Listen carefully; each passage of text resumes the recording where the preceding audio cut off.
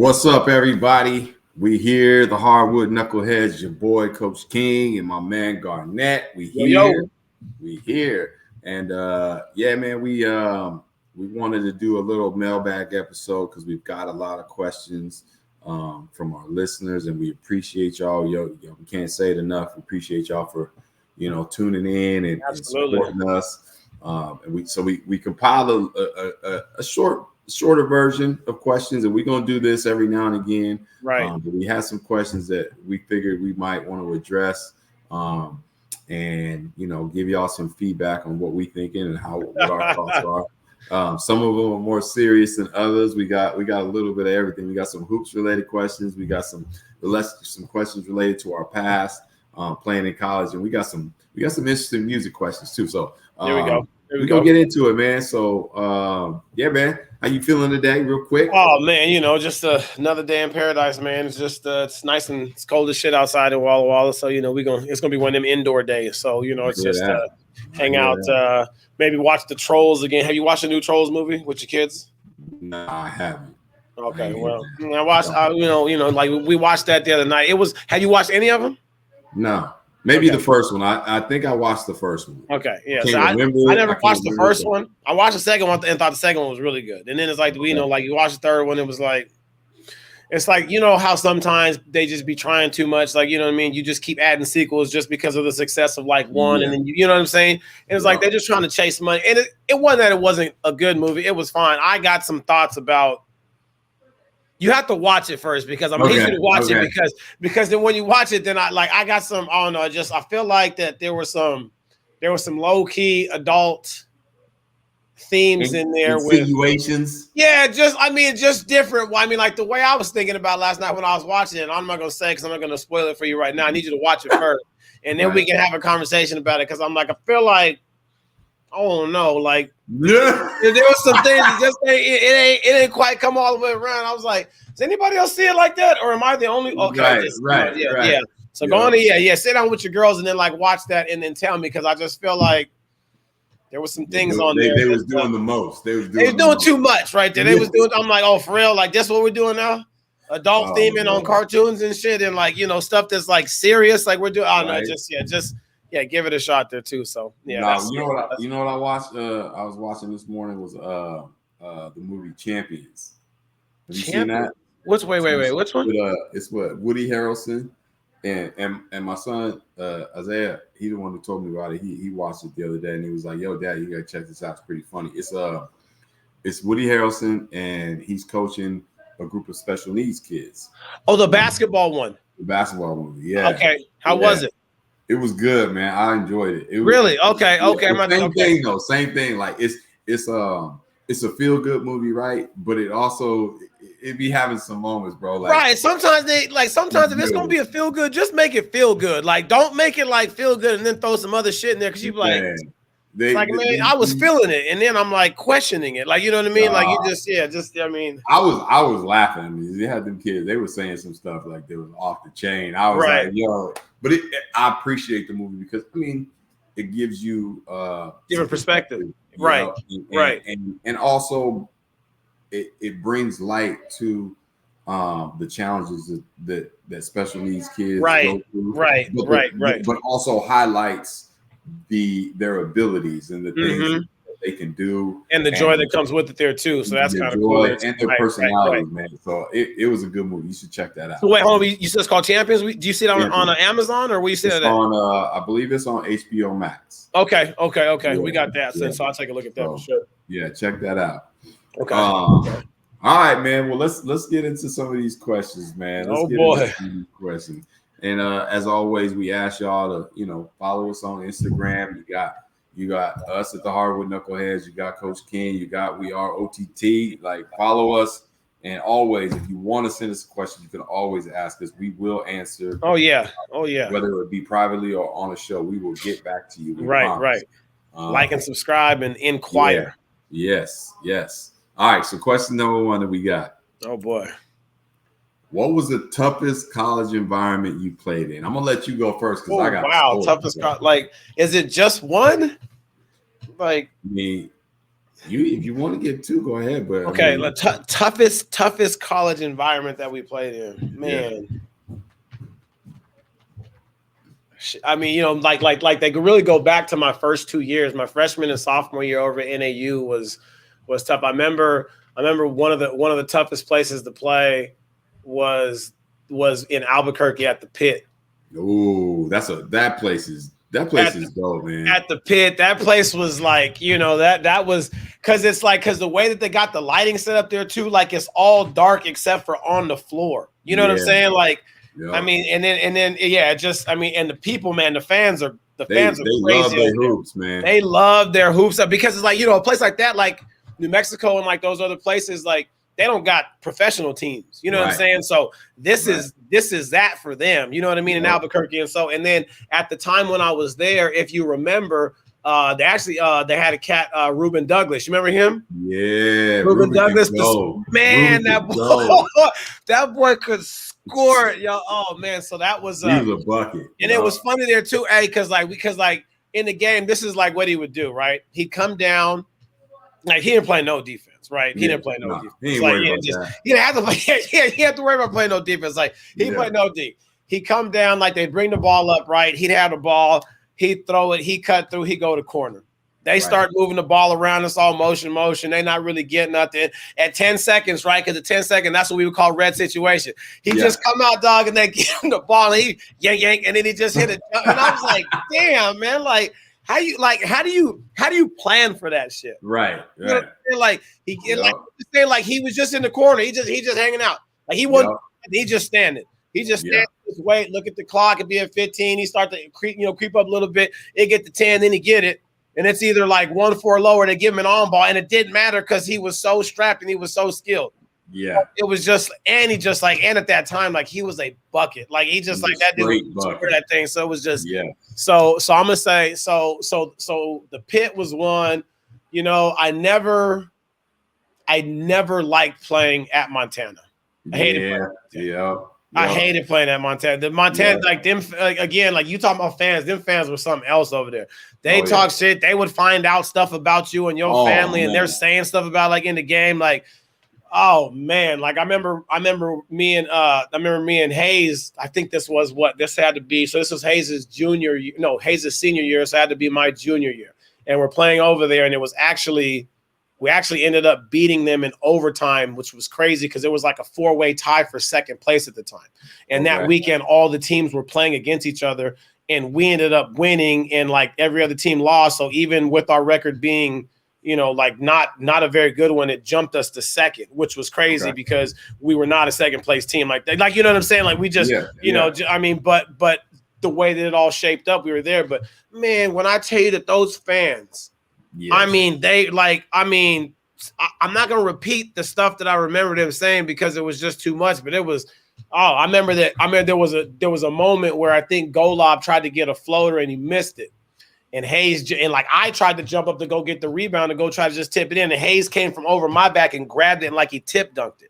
And then, and he just, and like was running down the court and was just talking to the fans, was screaming again on the way back. Like it was pretty emotional, man. So those two jumped to mind, and I'm pretty sure I'll think of another one, but go ahead there. What you got? No, I just to add on to you, Montana. I remember us playing there.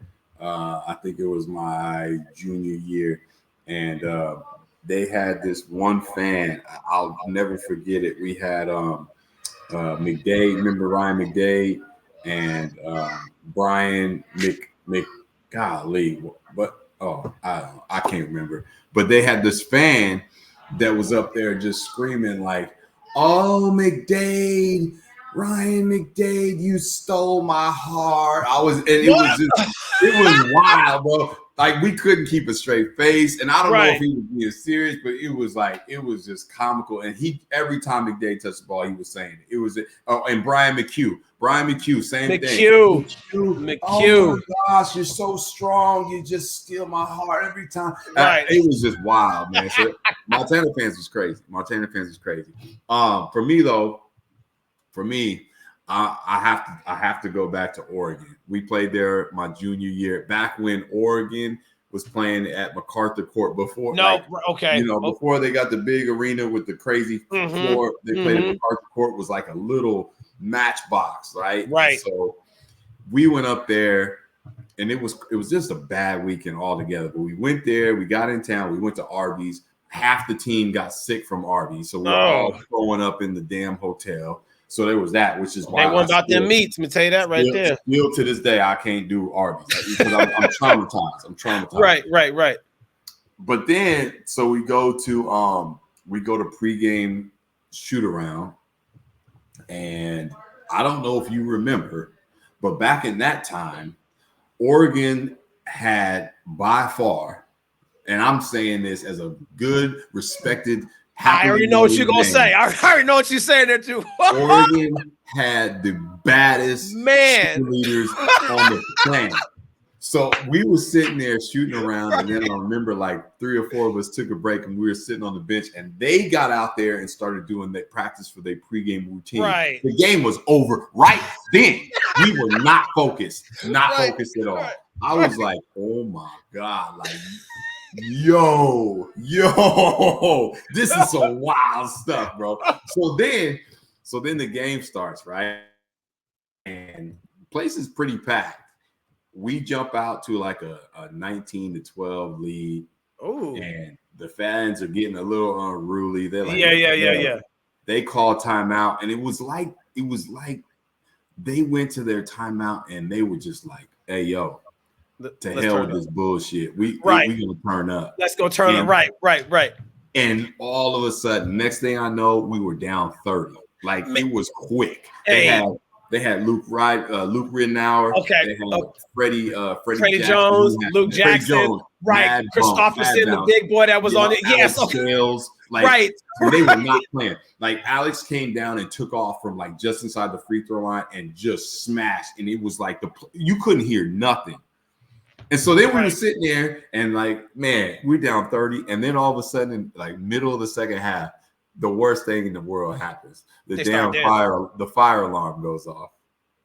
So the fire alarm goes off. They stop the game. We got to go back to the locker room. Shut up. Down 30. Yeah. And the game ain't over. Can we just go? Can we just not come back out? Can we? We were all sitting there like this went sideways quick, bro. So Oregon for sure, that place was crazy. The second toughest place I think that I remember playing in was we went to Fresno State. Ooh. Fresno State still had Jerry Tarkanian coaching them. Oh, he was still coaching the Shark. Oh, the Shark was still okay. They had oh my gosh, what was the? They didn't have Rayford, did they? No. What was the white boy's name? Yes. Lou Ray. Yes. What's his name? Chris, wasn't it Chris something? Chris Herron. Was it Chris Herron? Chris Herron. Yeah, so right. Yes. Hey, he was nice. Dude, he was nice. Oh. He was nice. And they had some other dudes. But for me personally, there was a dude that was sitting courtside and he was letting me have it. Like I got in the game. He was like, Commander King, what kind of bullshit name is that? Just going at you. And the thing about it was, my mom had showed up to the game. So my mom was at the game, and she's sitting behind the basket, kind of courtside. And after a while, like I got tired. He's like, who the hell names their kid Commander? Like he was going in. And so I turned at one point, I turned over, I looked at him, I was like, hey, my mom's is over there, bro. Don't be disrespectful, man, because I'll come off. Right. Like, I was getting heated, he but was like hot.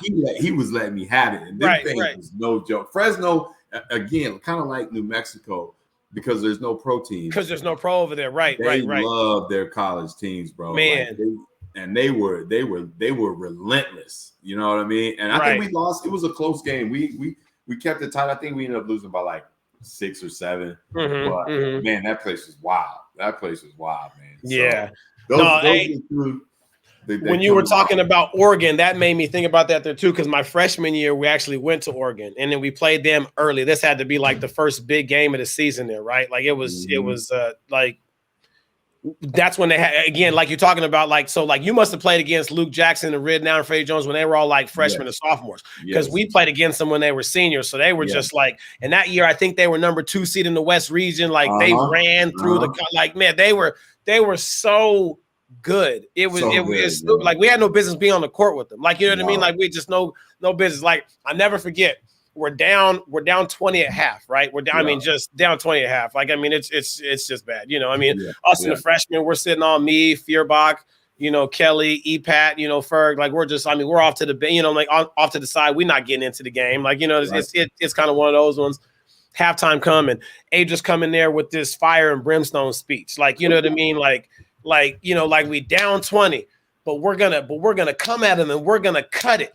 And but it was like this, dog. Like he really came in there and was just like at every 4 minutes, at every media timeout, like we're gonna cut it. Like, you know, like the first media timeout at 16, we're cutting it to 15, and then the next one at 12, we're gonna cut. You know, like we're gonna cut it to 10. It's like by the time it gets to the 8-minute mark, we're gonna be right in it. And then everybody, like Adam Lopez, Cody, all it was all, you know, it was all like that.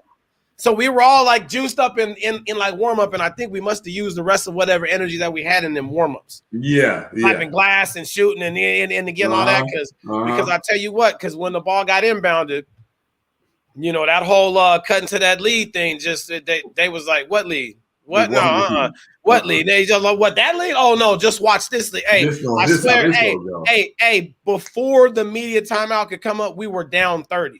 Yeah. Then at the second media, we were down 40, and I was just like, oh. And then Freddie Jones got a steal, and he got a steal. And like when he got a steal, the whole crowd just stood up. Like they knew what was coming. Hey, that boy had some. Oh, he had stupid bounce. He had stupid bounce. Stupid bounce. He like you better make some business decisions when he comes. Right, yeah. You like it's like, are you really gonna go try? Like, you're not taking a charge. You're not going to go try to block that. Both of those are just going to result in posters. Like, you think I just let him just go. When I tell you that he jumped from outside the lane line, and he must have rocked that thing about 3 or 4 times. Bro. I think I fell asleep because he rocked it so much. And then the man threw it down, dog. It went right through the hoop, Commander. It hit the ground. That thing must have bounced 25, 30 feet in the air. And you're just looking at wait for that shit to come down. Like, and it was so deafening. Like when he did that, the crowd just got crazy. It was all stupid. Like that place was nuts, man. That was nuts. I don't know why, like, and I get it, like, you know, with the what do you call it? They call it the arms race in college sports where you got to build bigger and better. But like, I don't think I can't think of a better home court advantage than when they played in that place. That place. Oh man. That place was bonkers, bro. I don't think that they lost too many games during that span when they had those guys there. I don't think they lost too many home games at that one. Hell no. They was that was good. Oh man. And then they had Christopherson was that big old 7-footer on the inside. He's like 7 foot, like 310. You wasn't even gonna move him. Yeah. And he ran the floor at 310. I was just like, man, stop. Get out of here. Just Yeah. So no, that was crazy. You see this and get interested. Just having casual conversations. You walking through the house, you know what I mean? All right. Question number 2. This is a fun one. All right. Oh. Somebody sent this to me, and at first, by the way, that first question was from my dude Brandon Hurst.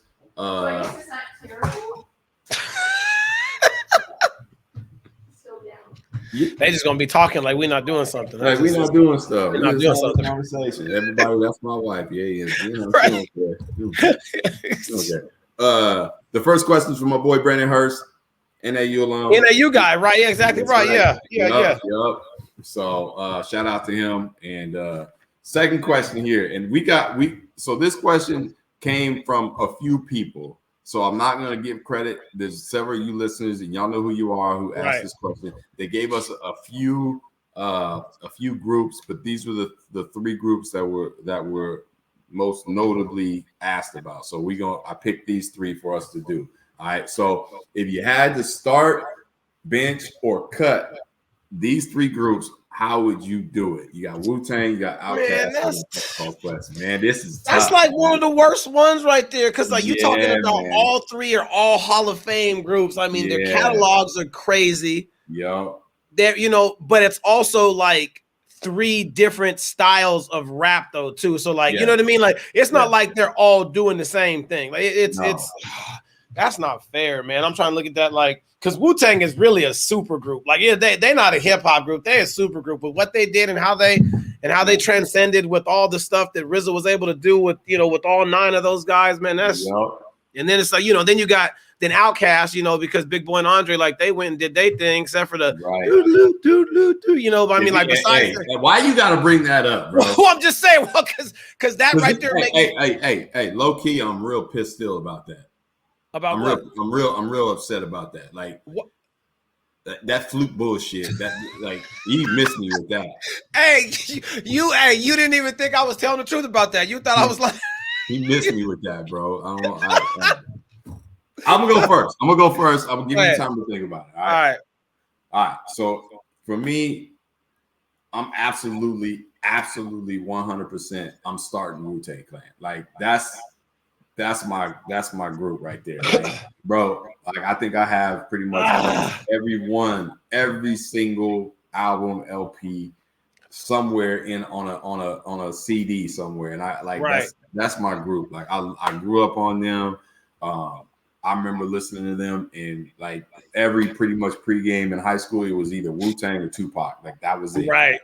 Don't talk to me. Like, I've got my headphones. Right. You know, you had the big CD player like this. Big one there too, and it's yeah. Especially if it was scratched and then got the skipping or whatever, you got to hold it a certain kind of way, turn that thing like a Nintendo. Yeah, I got you. So I'm definitely starting Wu-Tang Clan, and I would have Outkast coming off the bench, and it hurts me to pain my heart. Man, I know, right? That's the tough thing about this, but I would go Outkast, and then I would cut Tribe Called Quest, man, and that's tough because Phife Dawg, Q-Tip, oh man, like them boys, man. That's like that was that underground, that conscious hip hop that wasn't nobody doing at the time. Like, you know what I mean? Like them, De La Soul, Jungle Brothers, Little Brother, like all the theirs was just different. And again, I'm not. Man, that was tough. That's hard, man. It's hard. I mean, like, because again, like, before I rank them all, it's like you almost feel like that you got to like give them all props in their own way because they did.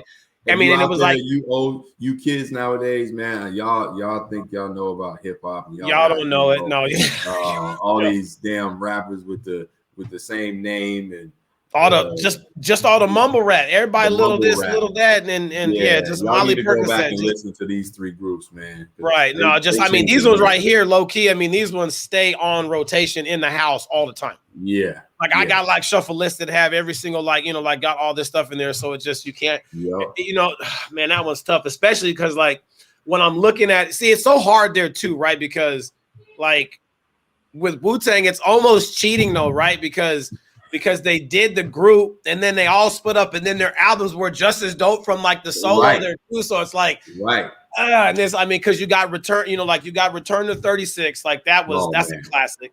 Yeah. But then it was just like when they came with Wu-Tang Forever, like the double disc, like when nobody was doing double disc, like that shit. Oh my God, like that was nuts. And I mean, the whole everything about it was fire. Everything about that was crazy, right? So like they've got two, right? Then you go Outkast, like Southern Playalistic was 5 mics from the source. And at that time, like, I mean, that whole album was just like, wait, what? Dude, you can put that thing on, like you said. You put on right now and just play the whole thing through, and you won't even skip a song. Just vibe, bro.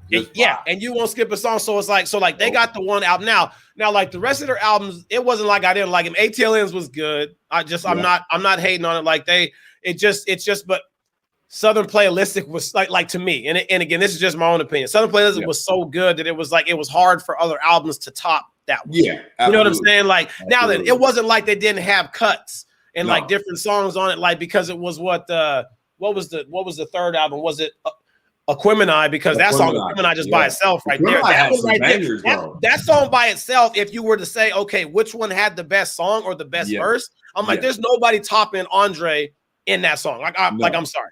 There's nobody topping him in his verse and so that was tough, CK. And then you got Tribe.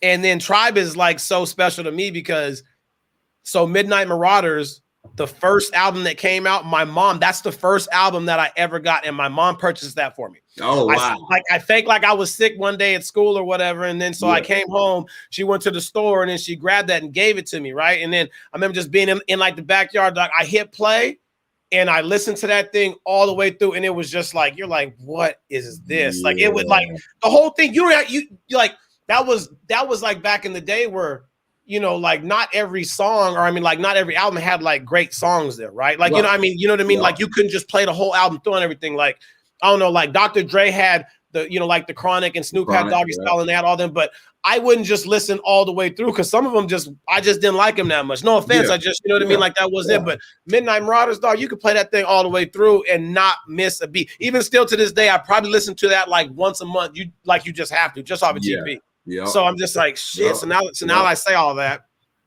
Damn. Yeah, that's cold. You know, I'm gonna just because I said that was tough. Like, all right, I'm gonna go ahead now. I'm gonna do something different. I'm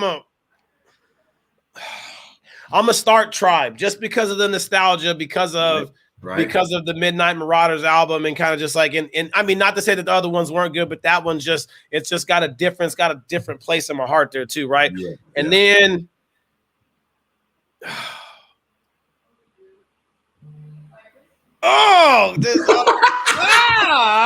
because if I say it, I feel like I can't listen to it the right way after that. After that, I'm just gonna, you know, I'm gonna have to go. I'm gonna have to bench Wu-Tang, and I think I'm gonna have to cut Outkast. That's tough. Yeah, that's tough. Tough. Like, I just even saying that hurts. Like, because it's oh man, it's again, not that they ain't like good, and like I wouldn't listen to it. As a matter of fact, I'm probably gonna have to go listen to Outkast after this just to, you know, just to pay it back and make him not feel so bad that I, you know, like that I had to cut him. But I don't know. I mean, like I said, these were the three that were most named. But like somebody even threw in there, somebody said Bone Thugs and Harmony, which again for me, like, and I got family ties to Ohio. Right. So like, and that was probably big. I've seen them up close and personal in more ways than I could. I'm not going to describe, but in more ways that you care to admit, right? Yeah. So Bone Thugs and Harmony was another group from our childhood that I was like, ooh, and then there was like NWA, but I'm like, these three. Yeah, right NWA here was a little bit before me though, like, you know what I mean? Like I was a little younger. I was like really young on that, so I wasn't listening to that as much. Like when they had broke off, and like when Dre did his thing and when Ice Cube did his thing, then it became, you know, it was like, you know, it was different. Bone was so different there too, just because of like the melody in which they like, they're just like their cadence and everything. Like you never heard that before. Like, you know what I mean? Like they were like, if you think about it, they were really the first group. Like you think of guys like Drake now that sing and rap. You think about all these guys that do that stuff. They're now like Bone was doing that long time ago.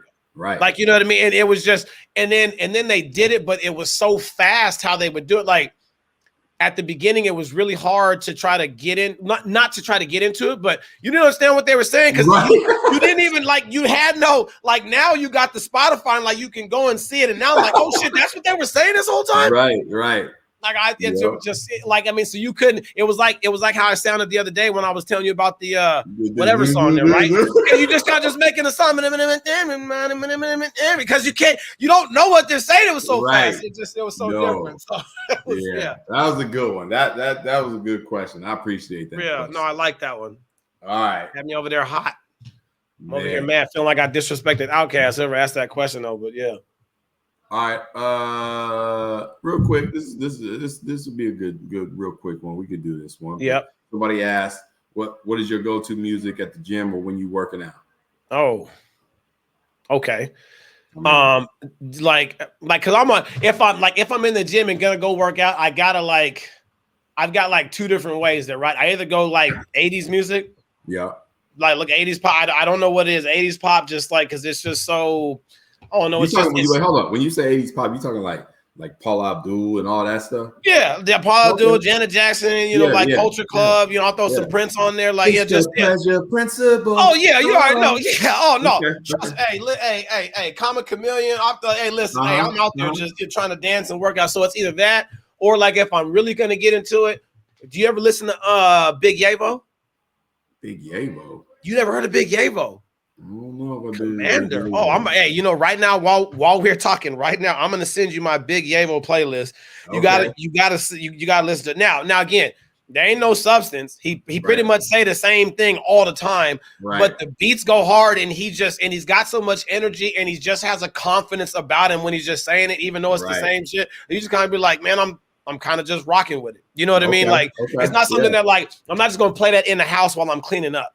You know what I mean? Like I'm not gonna do that. But if like if it's working out because the beats, you know, or that, let me go and find it. Cause I'm about to send it to you right now. So that way, you know, just so that way you can have it. While you doing that, I'll just so we can get through it. My go-to is I'll usually throw on the 90s hip hop mix, whatever the sort. But if I'm really feeling it, if I'm really trying to get after it, I'm going. I got a mix where it's either Brother Lynch Hung, it's a combination Brother Lynch Hung and Nipsey Hussle. Like that, you put that on in the gym. You can't go wrong. I'm sorry, you can't go wrong with Lynch in the weight room. You can't do it. No, because Brother Lynch Hung, boy, he be on some stuff, boy.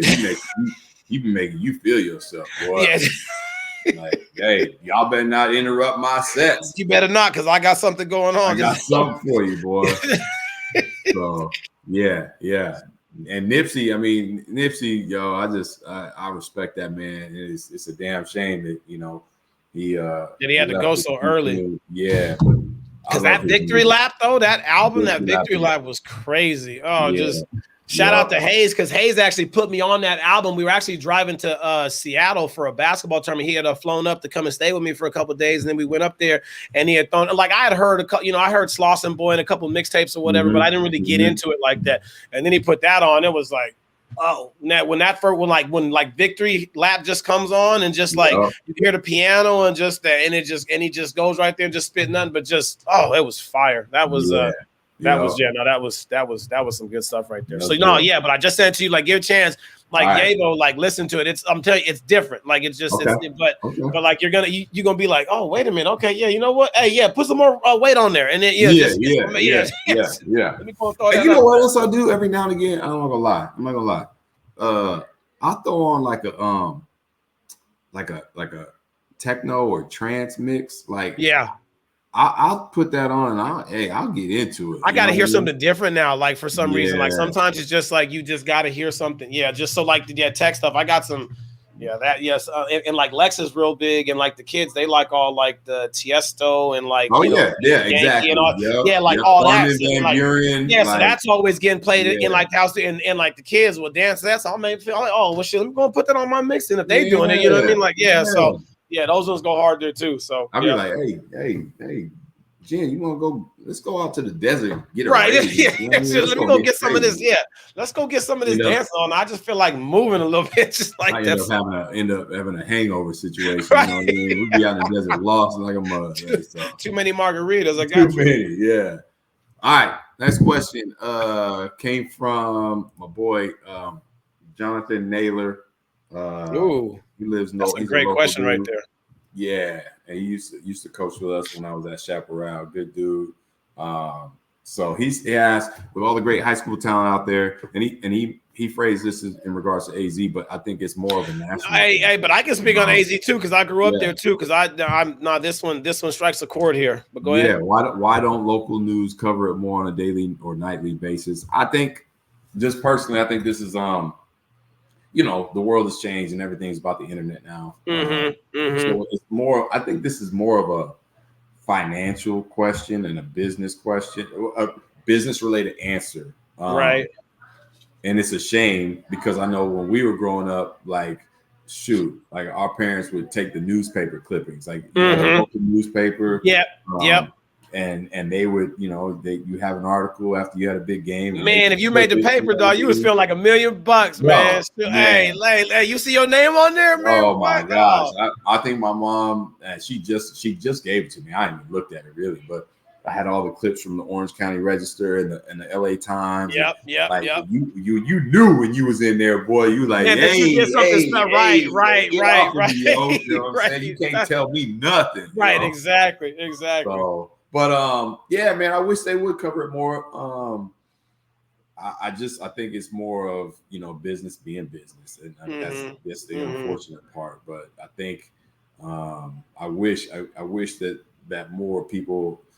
Here's my thing is, like, you have a lot of students who are going to school that are in college for journalism or broadcasting. Right. Yep, like, I know you're going with this. I know you're going. I wish that they would utilize more of use those them. Yeah, because they would love to do it. You know, what I mean? Let them go get out there and fail trying to like learn how to do this. Like it's that's the thing right there. Yeah, so that would be that's awesome. No, but I like that there too. I mean, you know, again, just kind of with technology, like you're saying, it's just, you know, well, hold on, wait, real quick. Go back to just the paper stuff real quick. Yeah. Again, because like as soon as you said that, like that gave me goosebumps thinking about that or whatever, right? Like you have a big game. First thing I wanted to do was like, hey, Dad, we like, you know what I mean? We got to go get the paper because like the Winslow Mail was coming out, right? You wanted just to go see it there too, just to be like, you know, like what it was and kind of, you know, like what they wrote about. Now, like the Winslow paper where I grew up, like it wasn't like one of those ones where like they're interviewing you and like you're talking to them afterwards, so you get sound bites and things like that. It would just be like, you know, if you happen to have a good game, they might feature you on a photo, have a write up about the whole team, say how you did this and whatever, right? But that was still like the very first time there, right? Yep. Then it's like when we would go to the we would go to the Pepsi Invitational in Flagstaff. Yeah. And remember Chris Lang. Shout out to Chris Lang. I know he's out there somewhere. I know he's out there somewhere, but see Lang though, that man could write some could write some stories, man. Remember, I mean, he used to cover us all the time in NAU.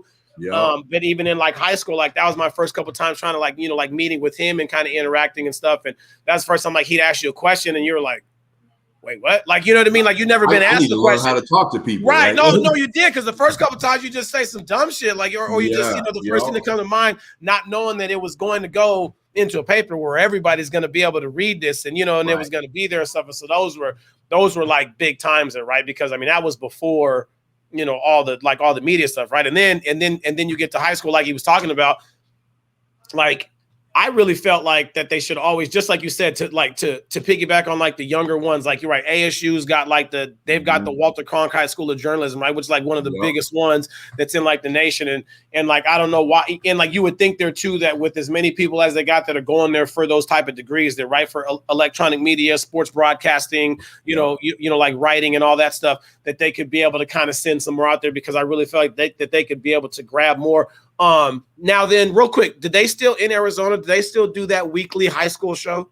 Like they used to have, they used to have High School Sports Weekly, I think is what it was, and it would come on once a week, and it would be on like a Friday night Friday night is kind of when it was. So they did Friday night lights during football season, but for football, but for basketball it was different. But it was like a whole like 45-minute segment just dedicated to just high school sports, and so that was the one where everybody used to try to go to. And if you did anything that week or played or did something, and there was a camera there, like you flipped on the TV because you're like, hey, man, I got to see if I made it. You know what I mean? Like, it was big at that time. I think they switched it. They started calling it Friday Night Fever.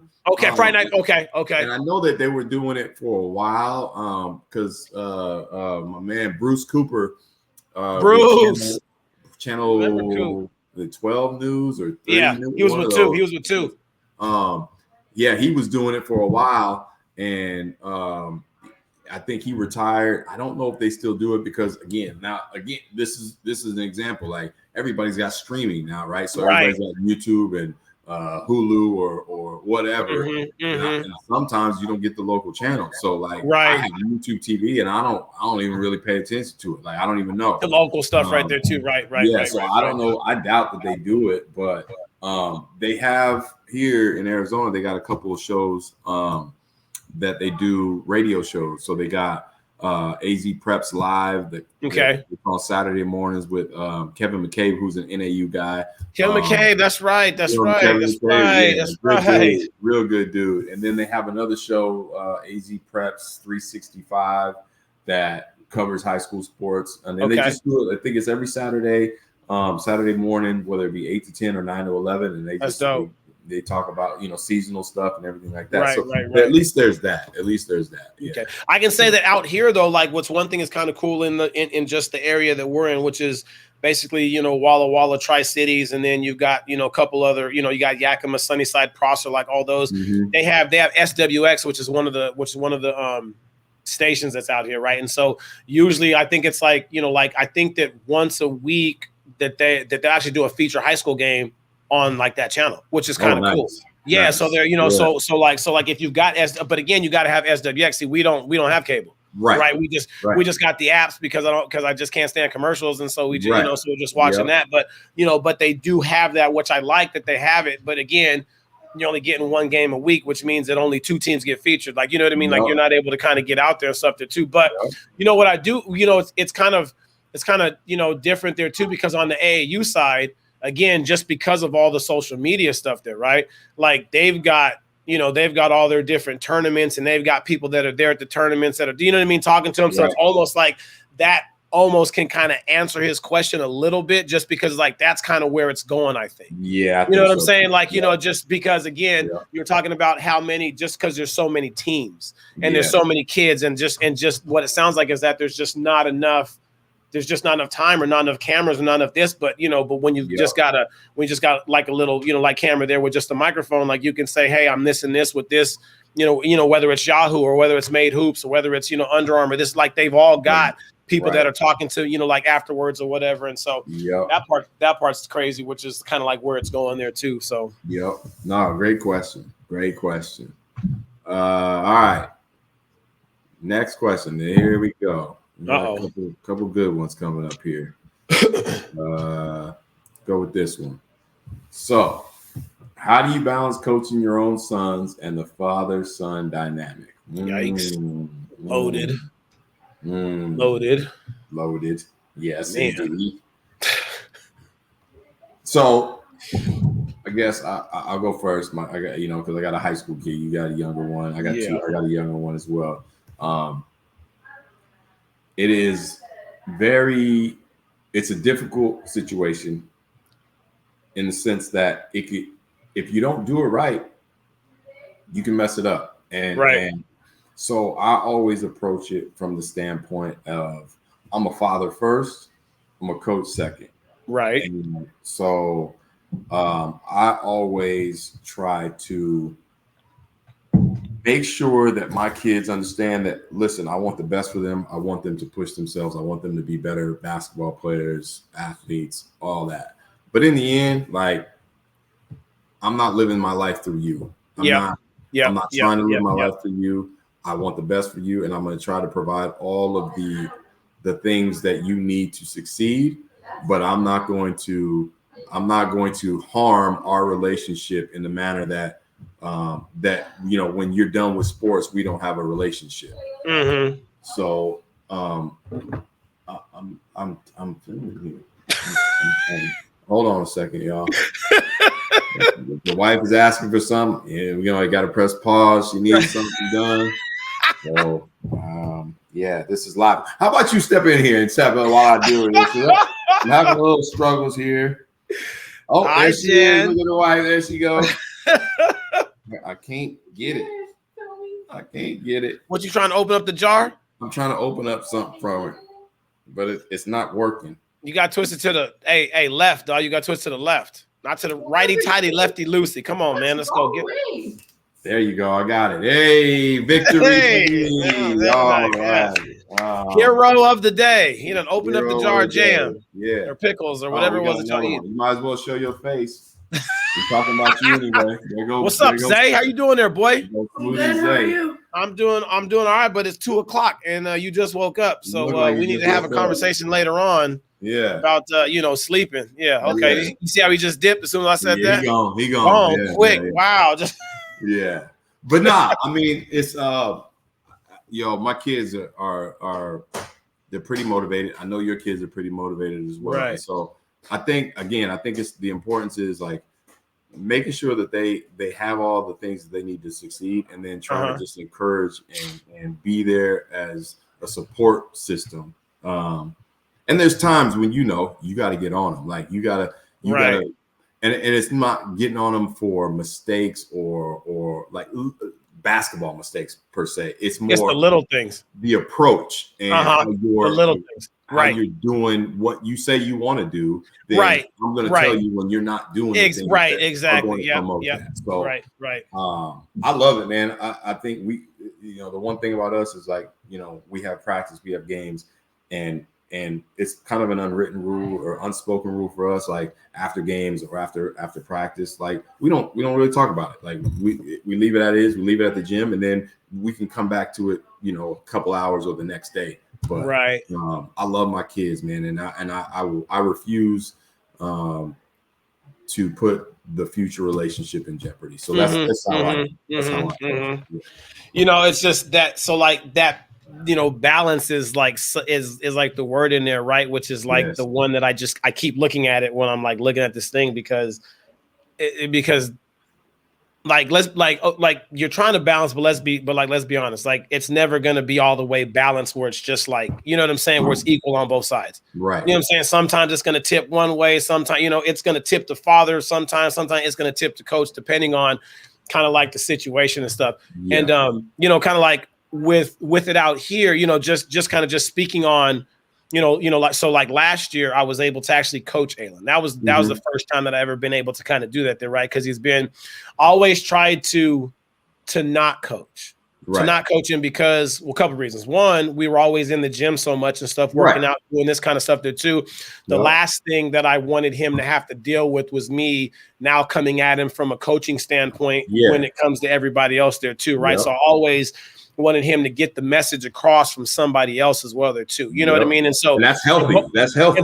And hopefully, you know, I mean, like the idea was that hopefully he was always, you know, whatever message that the coach was getting was very something similar to stuff that we're giving to him at home there too. Because again, like you know, at the end of the day, you want to surround your kid or your kids, you know what I mean? Like you want to surround them with people that are going to help them grow and help them to, you know, like to develop, right? You know what I mean? Like, and so that's it. So if you're not going to help them grow and not help them develop, then, you know, we're going to go someplace else, right? You know what I mean? Like that. And again, that's no offense to anybody or anything. It's just kind of like, that's kind of how that's your parental duty. That's our parental way there too. Like, you know, you know, like we try to get him, you know, kind of just, you know, around other people that are going to say, like, I'll even take an instance. Like I remember not this past summer, but the summer before that, we went to go watch you guys play in Vegas. Right.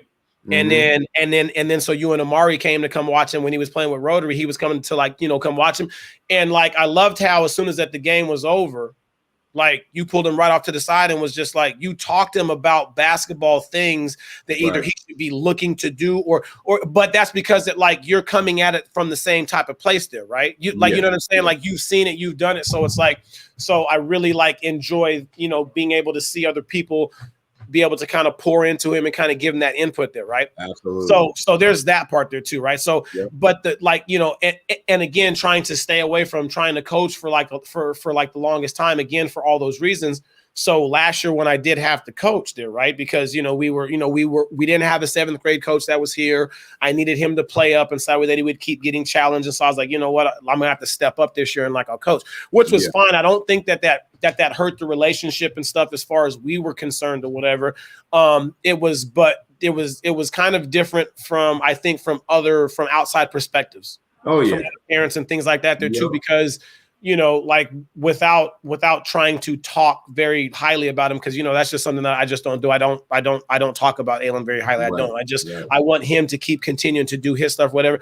But, you know, he's kind of talented at his age there. You know what I mean? Like he's not great, you know what I mean? But he's talented, but he's talented because he works hard. Not because like dad is just like, hey, like, you know, everybody give him the ball and everybody, like, you know what I mean? It wasn't that. It's because he's been in the gym and that's what he knows. And so like when he gets out there, he plays, you know, like, you know, he just wants to have fun out there and stuff. Right. So the hard part was last year when I was coaching was because he was talented, you know, it was like, again, if we're talking basketball, right? Just let's go to coaching here for a second. Not father. Let's go to coaching.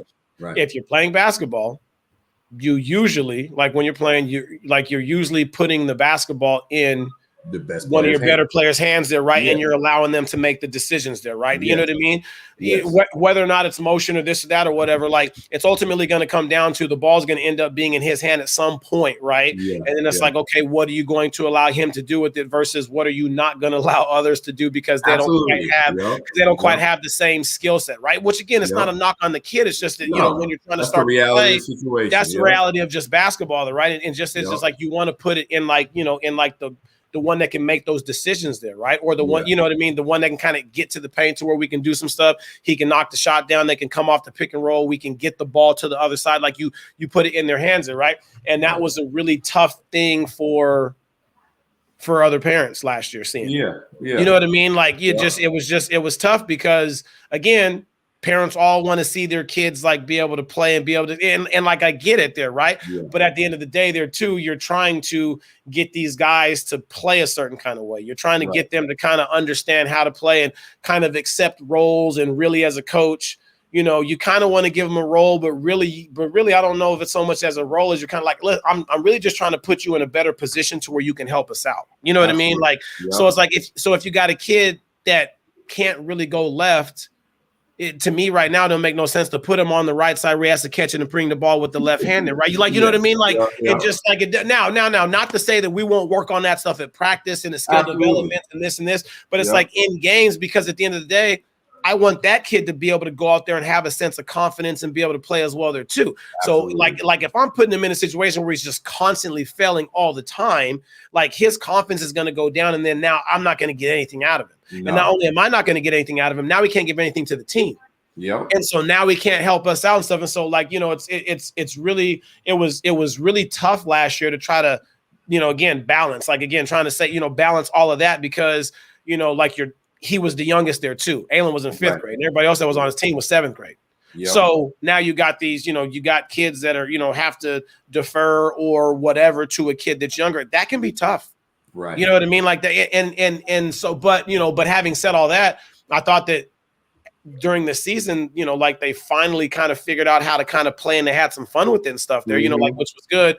Only to find out that we were going to try to do it again this year and they didn't want to do that. You know what I mean? Like they didn't want to do it. Like, I'm not going to get all into it, but it was like they had other thoughts about it there, right? And like the thought was to not have him play, which is fine, whatever, right? It's just that was the thing. And so again, like when it comes like that, you know, kind of just like that balance or whatever, depending on how you're looking at it, right? Yeah. Oh, yeah. You know what I mean? Like if you're the coach, you're looking at it one way. If you're the parent that's sitting on the stands, that's never at practice, that is not all those things, you're going to look at it differently there too. You know what I mean? Yeah. What I will say though is that like when I did coaching there too, I'd always get on him about the little things. Like if I'm like if I'm trying to call out his name or something during the free throw and like tell him to come over and he didn't sprint over and he just kind of like looked and started walking, I'm immediately subbing him out.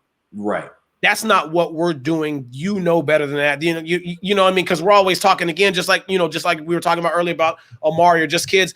You never know who's watching. And if you start practicing these habits right now too, where I'm trying to get your attention or have you come over here and you give me the slow ass walk or you don't acknowledge me and there's no sense of urgency, you're going to keep doing that later on. And on top of that, the fact that you're in the position of coaching your own son and you have these expectations, it's like the parents and the fellow, and more importantly, the teammates will see like, if he has these expectations of his own son, then I better get on board. Exactly. You know what I mean? Because I know, like, luckily for me, like I started coaching, I was 20, 21. I just I was gonna say you was young, right? I was young when I first started coaching. And I told the parents right off the bat, like very first thing, like, I don't care who it is, I have these expectations, and your kid's ass will get chewed just like anybody. I don't care if you're the star or not. Right. I've taken that approach even now, here 20 years later. Nobody's safe, bro. Like, nobody's safe. My son ain't safe. Like, if he does something, he's going to get lit up. And they shouldn't be safe. Get lit up. And that's just the standards that I have. That's how we do things. And it ain't about, like, there will never, like, I would hope that nobody ever has any sense of there's some sort of favoritism because no. You're going to do things the right way, whether you make the right basketball play, whether you score this and that, or whether you like, none of that matters. It's just your approach and how you're going to make yourself better. If this is what you're going to do, then this is the expectations that I have. And it's even sometimes even tougher there too, especially when you're like, like when you're the parent that's coaching there too, you almost have to be on them even harder because any little thing that you let slide, you know what I'm saying? Any little slight comes off as, it's favoritism. Oh, that's coaches. So you know what I mean? I mean, like there were games last year where I pull him and sat him because I'm like, okay, come off the arm, because like he would do stuff like this. we're trying to run on ball screen, and he's getting the big called for the offensive foul because he's coming too fast. He ain't waiting. He's not waiting for the guy to set the screen. He's taking off. And so I'm like, well, see, that's your fault though. Right. You gave him a foul because okay, now go and sit. Yeah. You know what I mean? Like, just because that better, or it would be like, he would do stuff like he'd hit. It would drive me crazy. He'll hit 1 or 2 shots, staying in his shot. Everything looks nice. The next 2, he wants to pull it, and instead of being Steph Curry, he's Swagger P, and the things bouncing off. And I'm like, what are you doing? Like, and then no, sit down. So he'd always be like, Dad, why are you so hard on me? I was like, I'm not hard. I'm just being consistent with you about the things that we always talk about. You know what I mean? You think that it's hard because in the game, you want me to just allow the shit to happen just because we're playing the game, and I'm not going to do that. No. And that's the tough part there too. And then again, what you said there too, I could probably take some notes about that, because like when we get, a lot of it there too happens to just be like, because we travel a lot, right? So when tournaments get done in Seattle, we hop back in the car, then we drive home. So after we eat, and I do it. Now it's time to debrief. Shit, we ain't got nothing else to do. Like it's like a 4-hour ride, right? You're saying like, hey, like we don't even talk about none. We just I'm like, man, like because he's always he always wants the input. So he's always that's a different thing. Yeah, that's a different thing. Though. Okay. If they initiate it, then I think it's okay.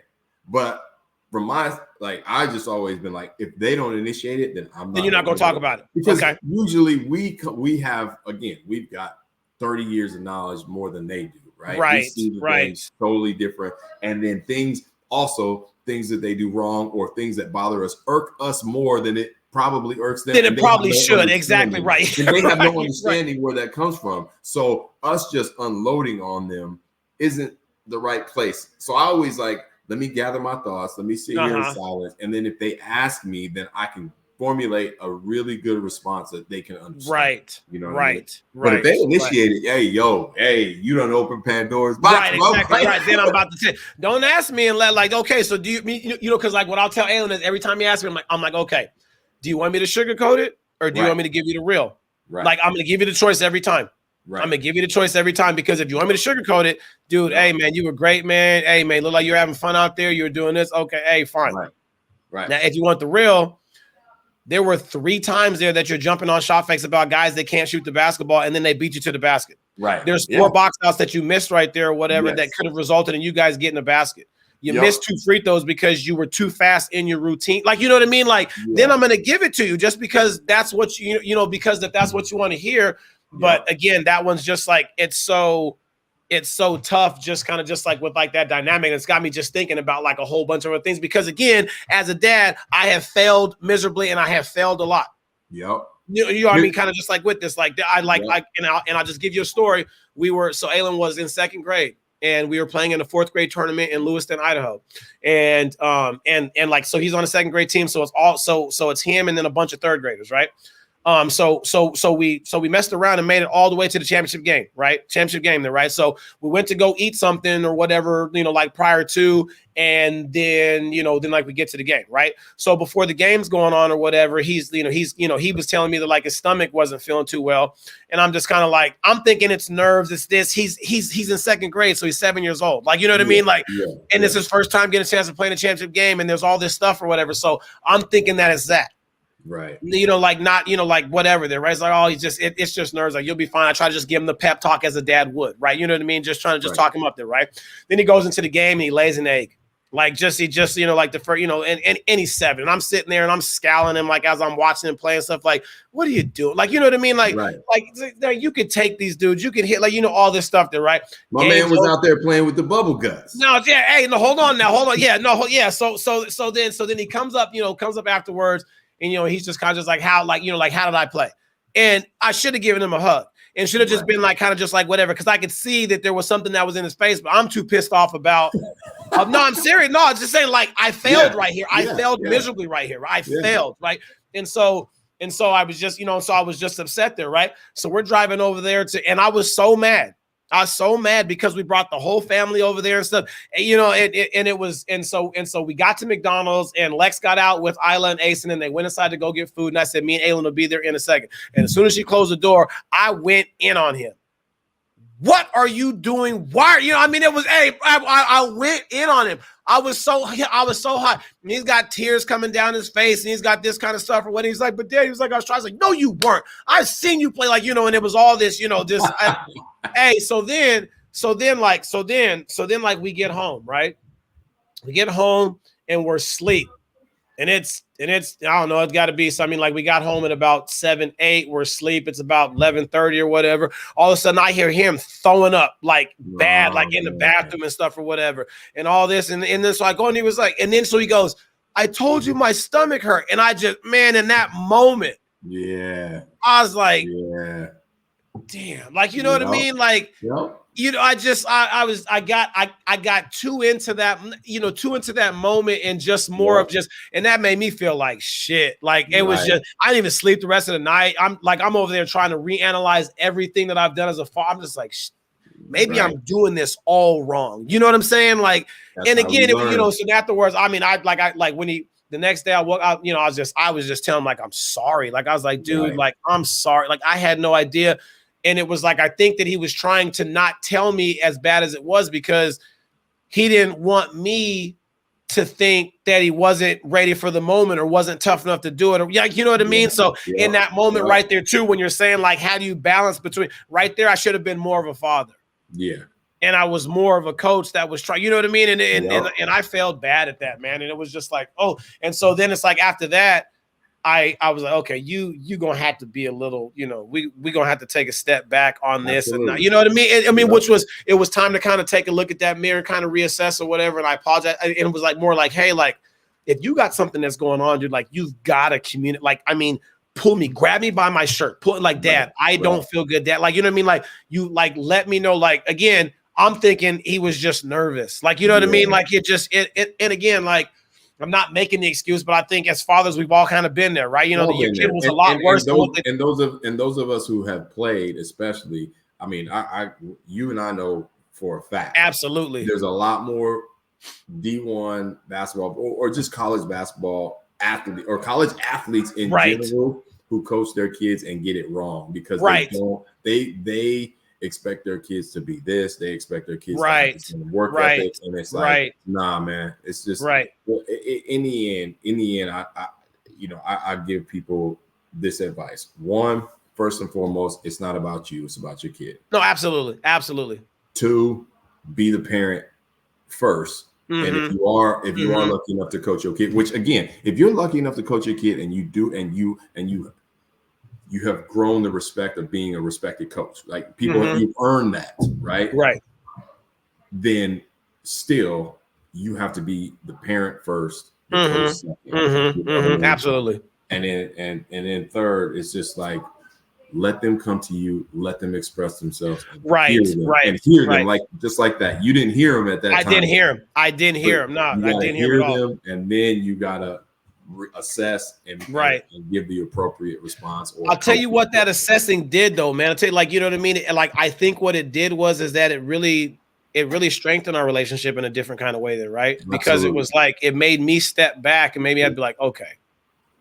And then it was just like, it was me trying to talk to him more like, hey, like, talk, I need you to communicate with Dad. Like, you know what I mean? Like, just let me know. And so like, and again, that was years ago. That was like 4 years ago. Right. Yeah. And so like, the relationship has definitely like grown since then. Now I will say this there too. Again, we are talking, coaching stuff. Now there are some times where the kid just doesn't bring it that day. Right. Yeah. And again, I don't have a problem if it's a game and then, like he's out there and he's just off, right? You know what I mean? It's because it's going to be like that. And like, I'm sure you've had games with like Amari where just like, damn, dog, you can't hit a shot today. Like and they just off. Yeah. But to me, I don't care if you off, but your effort and your attitude can't ever be off. Yeah. Those can't ever be off right there because those are the only two things that you can really control. Yep. Once the ball leaves your hand, shit, if it goes in, it go in. If it don't, it don't. It don't. Yep. But so then now if I do get on, it's about attitude and effort stuff and not about the play. I'm like, hey, yeah, like you're gonna turn it over, you're gonna miss some shots, you're gonna make some shots. I'm not even worried about that stuff no more. You know what I mean? Like I'll talk to you about sulking, it. Right. Yeah. Or then like if you'll do something like if you'll turn the ball over. Like, okay, so like the Suns there, right? Like, I mean, you saw the clip last week there, right? Where where the guard turned the ball over when the ball was trying to come to Book, and then the dude didn't sprint back and then help him. And then Book's like, why don't you help get back, right? You know what I mean? Like, if you turn the ball over, it's one thing. Get your butt back on defense and go try to help us get a stop. Don't compound the mistake with another one because that's when the coaches are looking to pull you. Yeah. Like, you know what I mean? And then again, like it and again, that's a bad habit for them. It's a bad habit. And then it's like if you allow it now, then when these kids get to be 16, 17, when they got to go and play in these showcases and these, live period stuff or whatever, they're going to do that instinctively because that's what they've done this whole time and nobody's ever told them not to.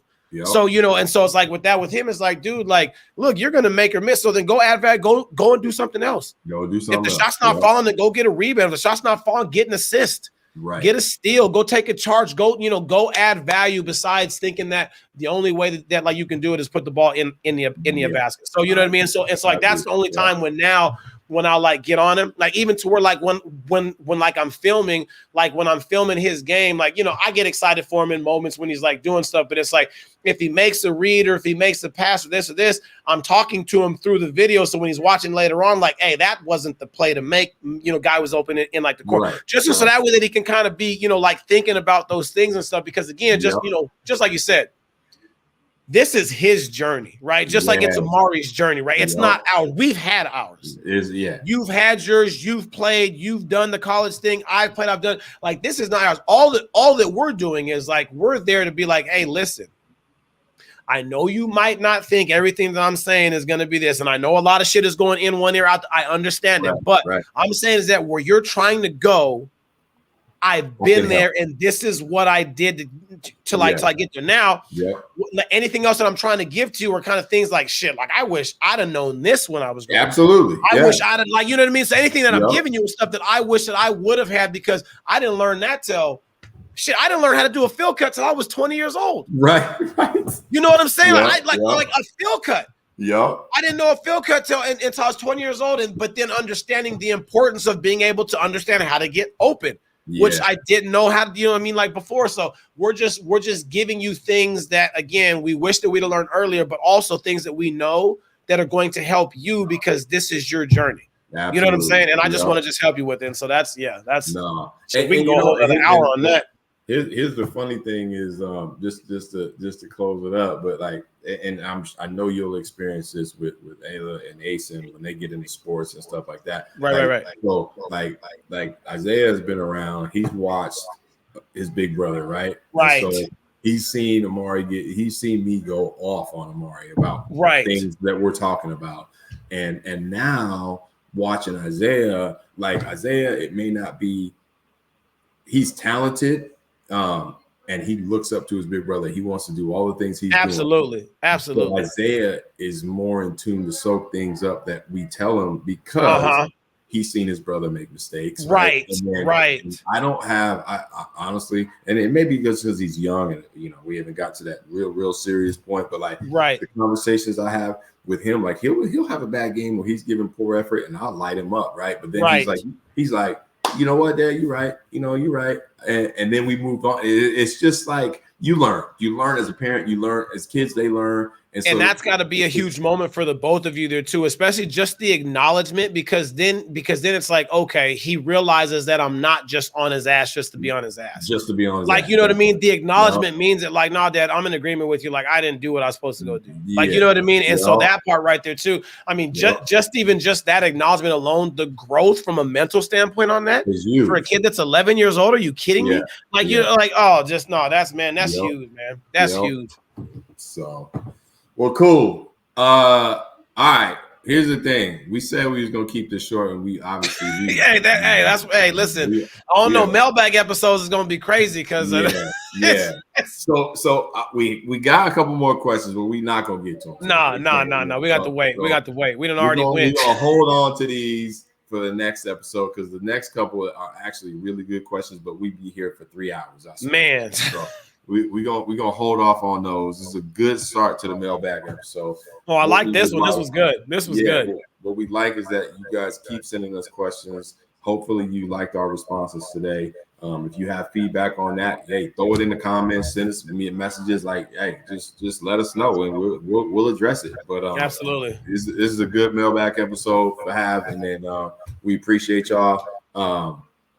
And we'll save the rest for later, man. We got some more stuff coming up. So yes, sir. We are almost hitting an hour and 10 into this thing. We're gonna shut this thing down for the day. Fade that in quick and then out. Yeah. Get on out. Appreciate y'all for listening, though. Like and subscribe. Absolutely, y'all. We appreciate y'all, and we'll see you next episode.